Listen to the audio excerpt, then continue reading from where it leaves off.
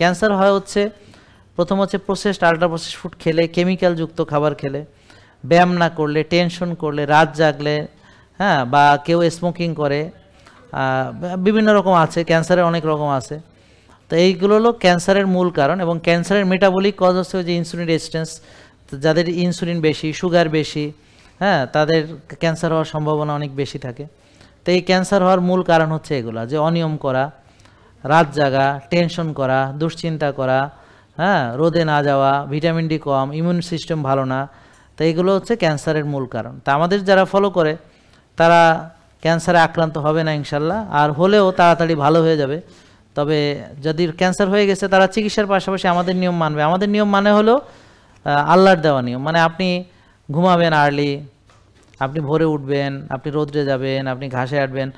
আমাদের যেহেতু কোনো ওষুধ নাই, তো ক্যান্সারের কোনো ওষুধ নাই আমাদের কাছে। জেকে লাইফস্টাইল, ওষুধ মুক্ত সুস্থ জীবন।